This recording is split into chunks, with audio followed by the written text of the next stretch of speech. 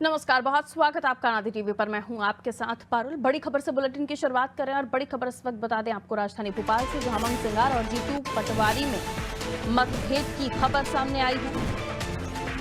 और मामले में आपको बता दें, उमंग सिंगार की शिकायत दिल्ली पहुंची है। पहले कुर्सी से नाम की पर्ची हटाई थी, फिर मीटिंग से बाहर निकलकर शिकायत की। प्रदेश प्रभारी जितेंद्र भंवर सिंह रिपोर्ट सौंपेंगे। दिल्ली में केंद्रीय नेतृत्व को रिपोर्ट सौंपी जाएगी।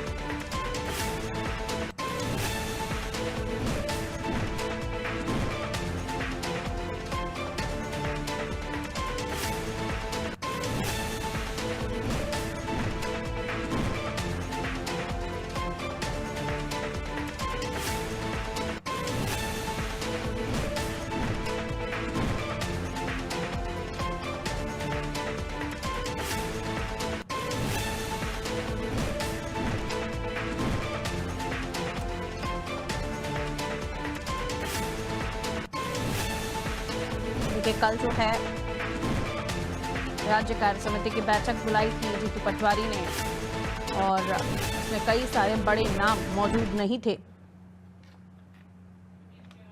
और आज जो है अभी ये खबर सामने आ रही है, जहां उमंग सिंगार की स्लिप लगी चेयर थी, वहां से जो पर्ची है, जो स्लिप है, उसको हटाने का मामला सामने आया। और फिर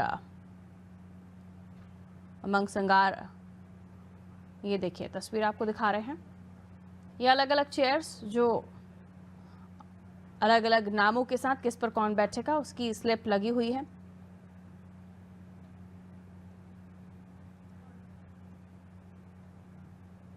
इस पूरे मामले को हम समझने की कोशिश करेंगे। उमंग सिंगार और जीतू पटवारी के बीच जो मतभेद हैं वो खुलकर सामने आ रहे हैं, और इसके तहत अब कुर्सी पर चस्पा चिट जो है उसको हटाने को लेकर भी अब विवाद गर्माता जा रहा है।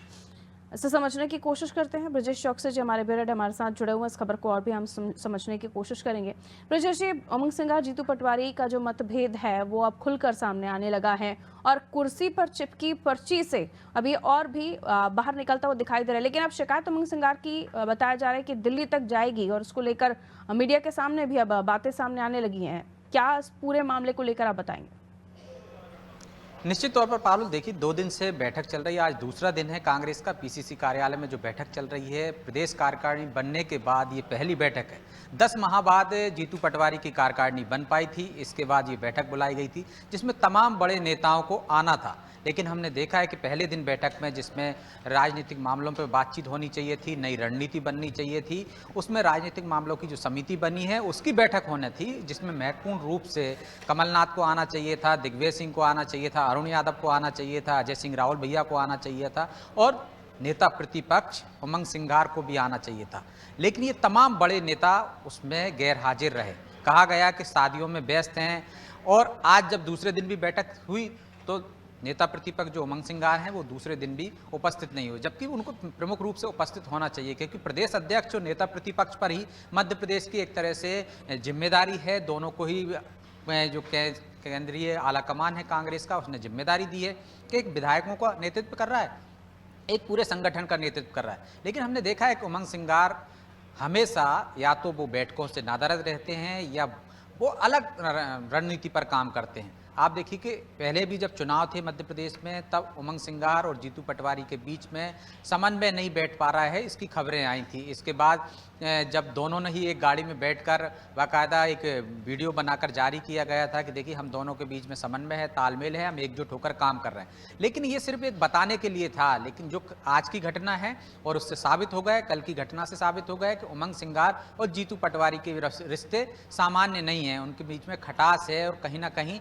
ये नए छत्रप बनने की एक जो तड़प है वो देखी जा रही है। उमंग सिंगार ने अभी जब विजयपुर और बुधनी में चुनाव थे तो किस तरह से बयान दिया, जबकि मुद्दों पे बात करनी चाहिए थी, लेकिन उन्होंने कहा कि मुझे भी 50 करोड़ का ऑफर आया था। पार्टी लाइन से हटकर जाकर उन्होंने बयान देने की कोशिश की, और वो एक नई लाइन लेकर चल रहे हैं। वो छिंदवाड़ा पहुंच जाते हैं कमलनाथ जी के जन्मदिन पर, लेकिन भोपाल में यदि बैठक होती है पीसीसीसी में तो उसमें हाजिर नहीं होते। इसकी केंद्रीय आलाकमान को भी शिकायत की गई है, और प्रभारी जो भंवर सिंह है वो तो यहाँ मौजूद ही थे, तो उनके ही संज्ञान में ये सब चीज़ें आई हैं। और आज जिस तरह से कुर्सी और हटा दी गई है उनकी, और उन पर जो लगी उनकी पर्ची थी नेता प्रतिपक्ष उमंग सिंगार की, वो भी हटा दी गई है। तो निश्चित तौर पर ये सीधे संकेत दे दिए गए हैं जीतू पटवारी की तरफ से कि अब आप साथ आओ या मत आओ, मैं अकेला प्रदेश के लिए काम करने के लिए तैयार हूँ।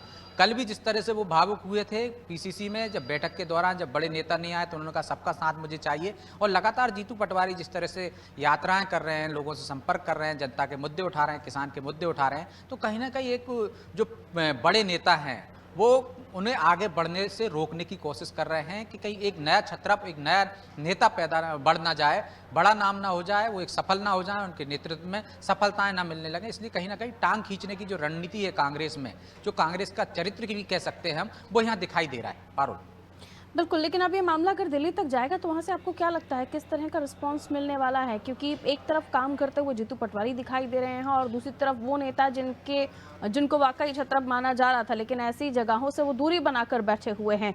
ये साफ संकेत कि ना काम करने देंगे ना खुद करेंगे।